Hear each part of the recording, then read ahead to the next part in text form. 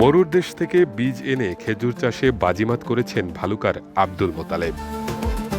Saudi থাকাকালীন সময়ে খেজুর বাগান থেকে শিখেছেন খেজুর চাষ। তার বাড়ি ময়মনসিংহের ভালুকা উপজেলার হাবিরবাড়ি ইউনিয়নের পাড়াগাঁও গ্রামে। তিনি নিজ গ্রামে পৈতৃক সম্পত্তিতে গড়ে তুলেছেন খেজুর বাগান। তার সফলতা দেখে গত কয়েক বছরে উপজেলার বেশ কয়েকটি স্থানে বড় বড় খেজুর বাগান গড়ে উঠেছে।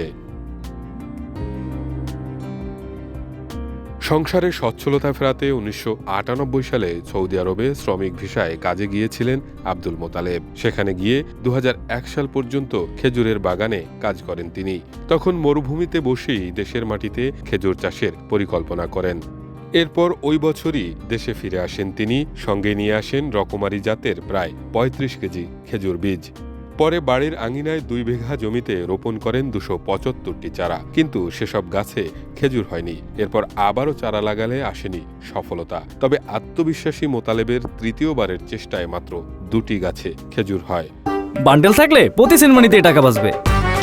বিকাশ সেনমানি বান্ডিল কিনে জিতুন প্রতি লেনদেনে। বর্তমানে মোতালেবের ৭ বিঘা খেজুর বাগানে প্রায় ৩,০০০-এরও বেশি সৌদি আরবের আজোয়া, সুক্কারি, আম্বার, লিপজেল ও মরিয়ম জাতের খেজুর গাছ রয়েছে। ৯৮ সৌদি আরব গেছি, ওইখানে গিয়ে যখন কৃষি মাজরা বিষয়ে কাজ পাইছি, ওইখানে যাই যখন এই খেজুর বাগানের কাজে যখন খেজুর খাইয়া ভাবলাম এই খেজুর যদি আমি একবার করতে পারি বাংলাদেশ আমার জীবনের বিদেশ করতে হবে না। এই একটা বাগান আমি ৪টা বাগান করছি।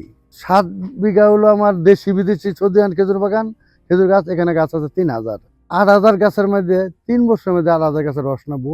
টনে টন গুড় হইব এই একদিন। ৫ বিঘা লইয়া এটা খোলা করা হইব ওই সময়।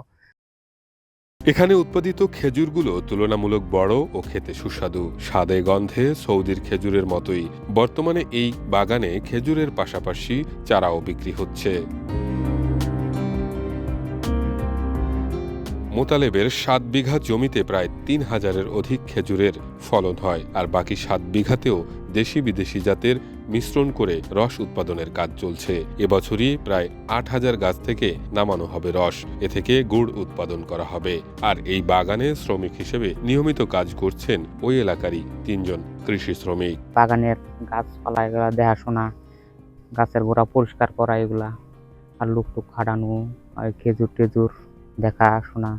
আরো আমার সাথে আরো ২জন আছে, ২জনকে নিয়ে গেল আর গাছপালা পরিষ্কার করার, মরা ডাকা টাকা কাটা, সার বিষ এগুলো দেওয়া।